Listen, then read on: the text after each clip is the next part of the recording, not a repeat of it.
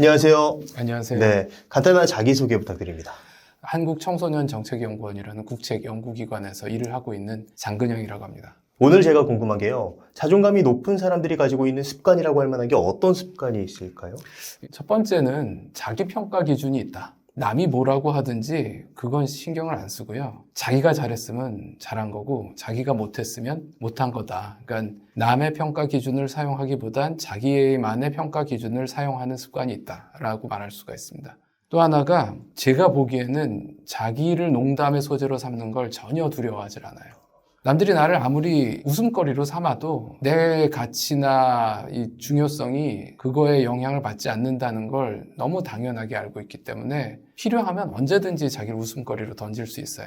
두려움이 없다라고도 말할 수가 있죠. 그리고 또 하나가 실수나 실패, 약점 같은 거 이런 거를 인정하는데 주저함이 없죠. 제일 먼저 잘못을 인정하는 사람이라고 할 수 있어요. 남들의 책임도 있지만 일단은 자기 책임, 내가 뭘 이걸 잘못했는지를 제일 먼저 인정하는 사람들이라고 할 수 있어요. 왜냐하면 그것도 내가 실패를 하는 게 당연하다. 하지만 그런다고 해서 내 가치가 이렇게 깎이는 게 아니다 라는 걸 알고 있기 때문이라고 할 수가 있을 거고요. 그리고 또 하나는 자기 자랑을 잘 안 해요. 자기 자랑을 해서 한다는 거는 남들이 그 자랑을 듣고 그렇구나 라고 인정해 주길 바라는 거잖아요. 남들의 평가에 의존할 수밖에 없게 돼요. 그러니까 그 회로가 형성이 되는 거죠, 뇌 속에. 그러니까 그런 회로가 형성되는 일을 차단을 하는 거라고 할 수가 있고, 남이 나를 평가할 기회를 잘 주지 않는 거예요. 거기에 의존하게 될 수 있으니까. 그리고 또 하나는 자기 자랑을 해봤자 사실 나한테 돌아오는 실질적인 이득이 별로 없어요. 남들의 질투심이나 유발하거나 이득이 없는데 뭐하러 하겠어요. 남들의 평가를 기대하는 것도 아니고, 그리고 해봤자 나한테 돌아오는 이득도 없으니까 굳이 할 필요가 없는 거죠. 근데 대신에 남들을 잘 도와주는 건 해요. 친절한 사람들이 무슨 인성이 좋아서 친절한 게 아니고 대개는 여유가 있기 때문에 친절한 거거든요. 내가 이런 걸 해줘도 괜찮으니까, 난 이런 걸 해줘도 나한테 별 문제가 없고 무리가 없으니까 자기가 부담이 없는 수준에서 남한테 친절을 베풀 수가 있는 건데, 친절을 베푸는 게, 그리고 남을 도와주는 게 자기 자랑을 하는 제일 좋은 방법이잖아요. 사실은 이런 사람들이 자기 자랑을 안 하는 것도 남한테 별로 관심이 없어요. 물론 나한테 관련이 있는 사람들의 삶에는 신경을 쓰겠죠. 확실한 자기 것이 있다라고 할 수 있겠죠. 이건 남들이 뭐라고 해도 그 사람들의 말보단 내가 생각한 게 확실히 맞아 라고 쥐고 있을 수 있는 그런 요소가 있는 거죠. 그렇다면 반대로 자존감이 낮은 사람들은 어떤 습관을 가지고 있을까요? 자존감이 낮은 사람들은 지금 자존감이 높은 사람들하고 정반대라고 보시면 되는데, 타인의 삶에 되게 관심이 많아요. 자기하고 관계 있는 사람들, 자기 가족, 자기 친구의 삶에 관심을 가지는 건 인간이라면 당연히 해야 되는 건데, 이 자존감이 낮은 사람들은 굳이 자기하고 관계가 없는데도 주변에 보이는 모든 사람들을 계속 보고 평가를 해요. 그러면서 나랑 비교를 하죠. 그리고 이게 그 사람들이 나한테 뭐라고 하는지가 되게 중요해요. 타인과의 비교에 의해서 엄청나게 영향을 받는 거예요. 그리고 또 하나가 남들이 잘났으면 그만큼 내가 못난 것처럼 느껴지는, 자존감이 제로섬 게임인 것처럼 남이 자존감이 높으면 내가 자존감이 낮아지는 거예요. 그래서 내 자존감을 높이는 방법이, 높이지는 못해도 남의 자존감을 깎는 쪽으로 가는 거죠. 오히려. 네. 같이 망하자. 나만 못난 게 아니다. 너도 못났잖아. 뭐 이런 식으로. 그래서 남을 깎아내리면 낮은 자신의 자존감이 보상을 받는 것 같은, 자존감이 낮은 사람들이 되게 타인에게 비판적이에요. 그리고 뭔가 트집을 많이 잡고 공격도 많이 하고, 그래야지 자기를 보호할 수 있다라고 생각하는 것 같아요. 그리고 또 하나가 이제 자기 기준이 없죠. 남이 뭐라고 해주지 않으면 자기 혼자서는 지금 내가 잘하고 있는 건지 못하고 있는 건지 뭐 이런 거에 대한 평가를 잘 못해요. 정도의 차이는 있습니다. 어떤 사람들은 그게 조금 약한 사람도 있고 아주 없는 사람도 있고, 그런데 되게 자존감이 낮은 사람들이 내가 잘했는지 못했는지에 대해서 타인의 인정을 받으려고 해요. 왜냐하면 그건 믿을 수 있는데 내 평가는 믿을 수가 없으니까. 나 스스로 나에게 내리는 평가는 불확실하고 믿을 수 없으니까 그렇죠. 타인에게 의존을 하는 거군요. 그렇죠.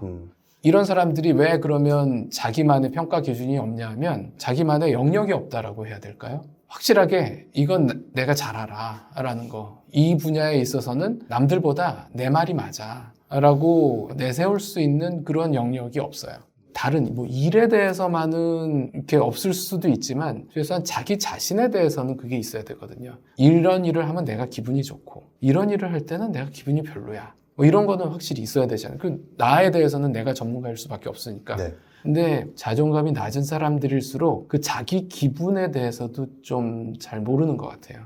그러니까 그것조차도 타인에게 의존을 하는 그런 모습을 좀 봐요. 그런 사람들일수록 이제 조종도 쉽게 당하죠. 남들이 막 넌 이런 거야 라고 그러면 그런가 보다. 그러니까 팔랑귀가 되는 게 결국은 자기 기준이 없고 자기만의 영역이 없고 나한테 뭐가 좋은지 나쁜지를 자기가 스스로 판단을 못하기 때문이라고 할 수 있거든요. 교수님 말씀을 들으니까 자존감이 낮은 사람은 자기 자신에 대해서 잘 모르기 때문에 기준이 없고 그 기준이 없어서 타인의 말에 쉽게 휘둘리는 어떤 경향을 가지고 있다라는 좀 생각이 드네요. 자존감이라는 게 자신감하고 연결이 돼 있어요. 근데 자신감이라는 건 신념이거든요. 믿음이에요. 그러니까 나 자신에 대한 믿음인데 그게 있으려면 최소한 내가 뭘 잘하고 뭘 좋아하는지에 대한 개념은 있어야 되거든요. 그게 생긴 사람들은 그거에서부터 모든 걸 시작을 해요. 그리고 그건 누가 뭐래도 확실한 거니까 이제 잘 흔들리지를 않죠. 그렇다면 자존감을 높이기 위해서는 좀 어떤 습관을 들이는 게 좋을까요? 실패나 약점 같은 걸 쉽게 받아들이는 습관이 필요해요. 근데 그게 되려면 말씀드린 것처럼 이제 자기만의 영역이 있어야 되고 자존감이 높은 사람이 절대로 가지지 않는 습관이 있다면 뭐냐? 공통적으로 가지고 있지 않은 습관은 비교하지 않는 거다. 비교를 안 하는 게 자존감을 지키는 어떤 비결 중에 하나인데 제 습관의 그 기본 지론이 뭘 하지 말라라는 건 습관이 될 수가 없어요. 뭘 해야지 습관이 되는 거거든요. 그렇죠. 예. 근데 그럼 남과 비교를 하지 않으면 어떻게, 뭐 하라는 거냐라고 했을 땐 나하고 비교를 해라. 과거의 나하고 비교를 하는 거죠. 내가 잘 살고 있나? 를 판단하는 제일 좋은 기준은 일주일 전에 나보다 지금 내가 좀 괜찮은가? 조금이라도 나아졌나? 지금의 내가 조금 좋아졌으면 지금 나는 뭔지 모르지만 잘하고 있는 거예요. 근데 1년 전에 나보다 지금의 내가 좀 안 좋아요. 그러면 잘하고 있는 것 같았지만 뭔가 문제가 있는 거예요. 내가 뭘 좋아하고 뭘 잘하는지를 알고 그거 열심히 하는 것만으로도 인생이 되게 시간이 부족해요. 그러니까 남이 뭐 하는지 신경 쓸 여유가 없어요. 그리고 이런 사람들이 과제를 분리한다. 미움받을 용기라는 책에 나오는 아주 중요한 개념인데요. 예.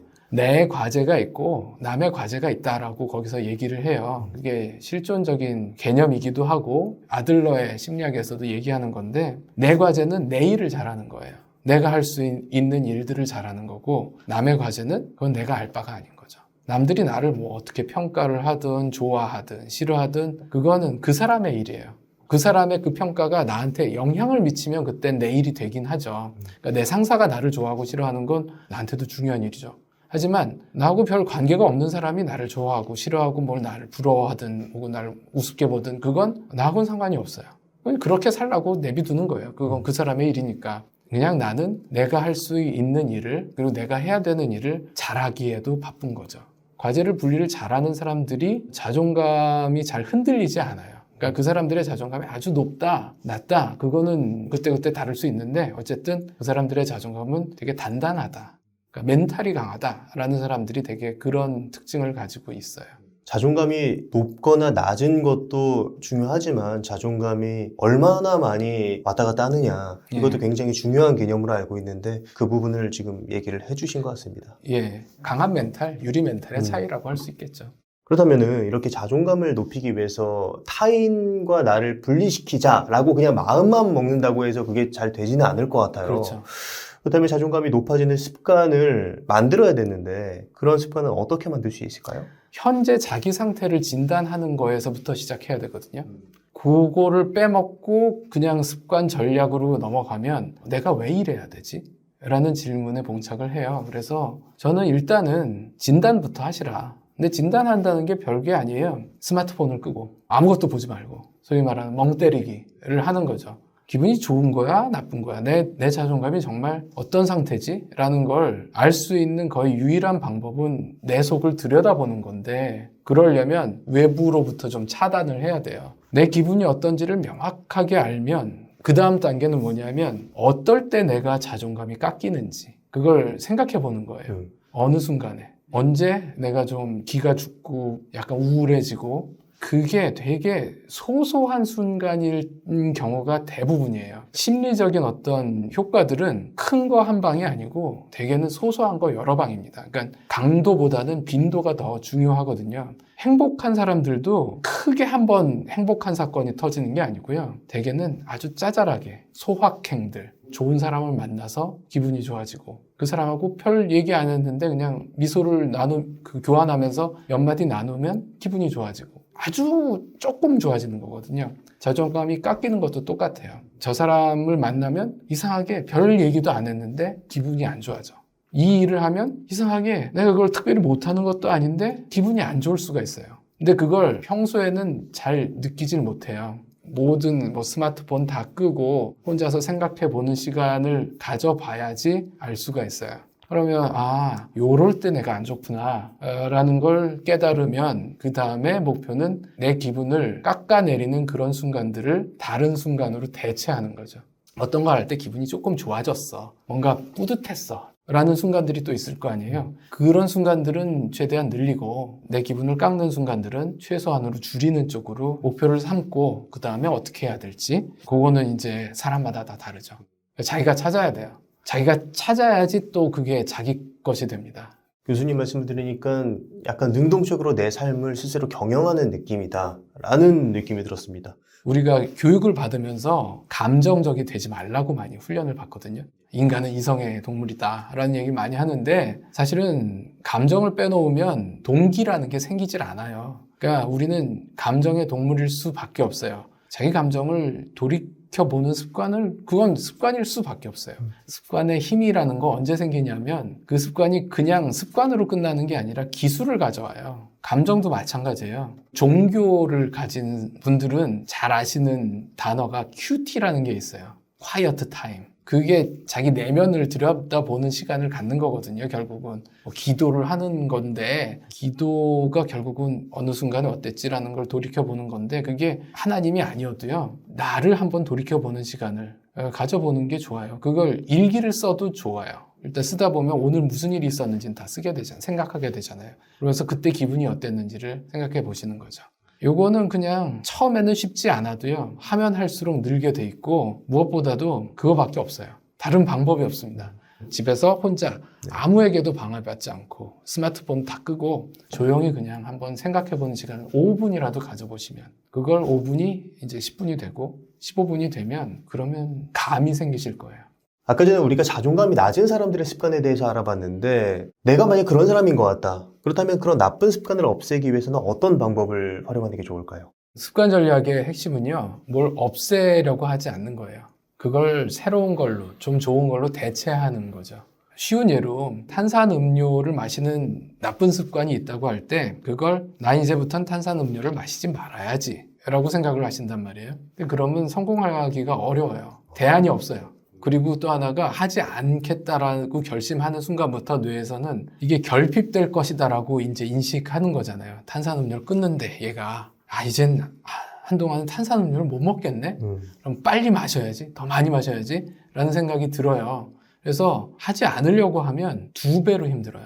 그러니까 아까 전에 교수님 말씀해 주신 것 중에 비교하지 말아야지, 혹은 남 시선 의식하지 말아야지 라고 생각하면 할수록 더 맞아요. 비교하게 되고. 맞습니다. 예. 하지 않으려고 하면 할수록 더 하게 되거든요. 그러니까 그러지 말고 비교를 하더라도 나하고 비교를 해야지 라고 가야 되는 거죠. 자존감을 키우는 습관을 만드실 때도 자존감을 높이는 환경으로 바꿔야 되는데, 내 자존감을 조금씩 높여주는 사람들, 그런 사람들을 더 자주 만날 수 있게, 결국은 친구의 풀을 바꿔야 되는 거예요. 내 자존감을 높여주는 친구들을 주변에 두고 쟤를 만날 때마다 기분이 안 좋아 그러면 걔는 최소한 적게 만나고, 그런 식으로 바꾸시라. 그게 아마 거의 유일한 전략이 아닐까 싶어요.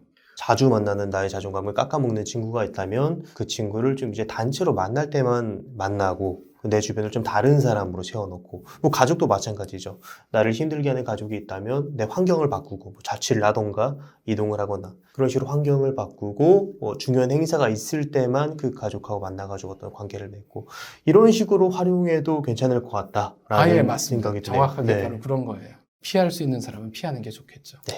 오늘 좋은 말씀 많이 해주셨는데 마지막으로 하고 싶으신 말씀 있으시다면 어떤 게 있을까요? 사실 제가 자존감에 대해서 얘기하기가 좀 그런 게 제가 이렇게 잘난 사람이 아니에요. 그런데도 불구하고 이렇게 뻔뻔하게 얘기를 할 수 있는 게 제가 그냥 남하고 비교를 잘 안 했어요. 해봤자 나한테 득될 게 없으니까. 대신에 남들에 비해서 내가 요건 잘하는 것 같아 싶은 거에 집중을 했거든요. 그게 대학 다닐 때는 그림 그리는 거 하고 글 쓰는 거였어요. 그리고 이제 남한테 이제 막 내가 잘 이해한 거를 떠드는 거. 그거 하다 보니까 여기까지 온 것 같아요. 그래서 지금 깨달은 건 예전에도 그 외에도 다른 일들을 많이 했었어요. 남들처럼 되고 싶어서 했던 일들도 있는데 그건 다 성공하진 못했거든요. 그리고 오히려 지금 내가 잘하고 있는, 좋아하는 일들을 더 많이 했더라면 더 괜찮지 않았을까라는 생각을 해요. 그거 하면서 살기에도 바쁘니까. 그리고 요즘 제가 운동을 하는데 운동하는 이유가 몸과 마음에 힘이 생기더라고요. 그리고 그게 하면 할수록 조금씩은 나아져요. 우리가 살아가면서 할 수 있는 게 이렇게 하면 할수록 조금 나아지는 거. 내가 기분이 좋아지는 거. 그런 것들을 찾고 그걸 조금 더 열심히 하는 그거밖에 없는 것 같아요. 그러니까 그건 남이 찾아줄 수 있는 게 아니고요. 내가 찾을 수밖에 없고 그리고 내가 찾아야지 내게 되는 거고요. 살아가면서 진짜 나의 것을 늘려가는 과정, 그게 우리가 잘 사는 방법이 아닐까라고 생각하고 그것만 해도 충분하지 않을까라고 저는 생각합니다. 네, 오늘 장근영 교수님을 모시고 자존감을 높이는 습관에 대한 이야기를 나눴습니다. 그럼 오늘의 심리학은 여기까지 하도록 하겠습니다. 좋은 말씀 해주셔서 감사합니다. 감사합니다. 감사합니다.